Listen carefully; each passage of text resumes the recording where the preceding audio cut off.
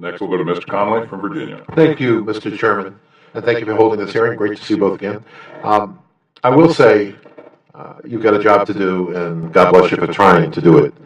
But when we talk about South Asia, perhaps it is the most affected region in the world with respect to the retrograde policies of the Trump administration.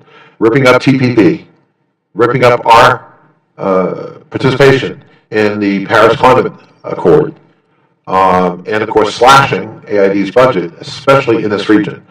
All those things probably have the most effect, the most intense effect in South Asia than anywhere else in the planet. And to that end, here we are correctly debating, and I know my friend, the chairman of this committee, he's going to defend Trump, but I also know that Ted Yoho has really reflected on how important a foreign assistance program is. It's a modest investment. It's a modest part of our diplomatic machinery to keep America great.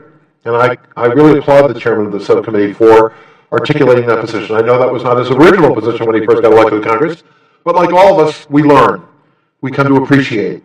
And I certainly hope that happens in the administration, because the cuts being proposed, the retreat being proposed, I think is profoundly deleterious to U.S. interests and simply opens the way to another power in Asia that's only too happy to walk through that opening.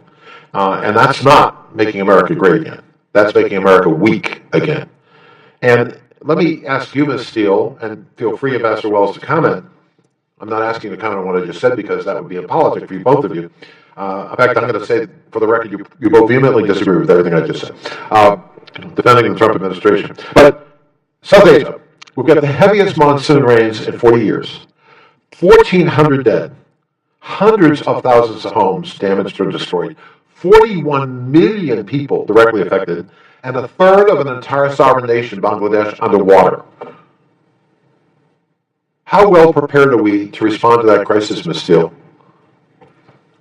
We are prepared to respond to the crisis when and if they request for our assistance. I'm sorry, I can't hear you. When they request for assistance. You mean Bangladesh has not requested any assistance? Not on the flooding. Nepal has, but Bangladesh has not. And they have not right now, but we are poised and prepared to assist when they do.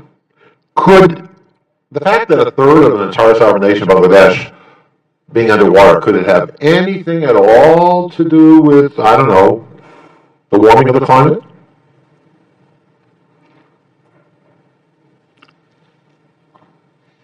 All right. Could I just add another dimension to Of course.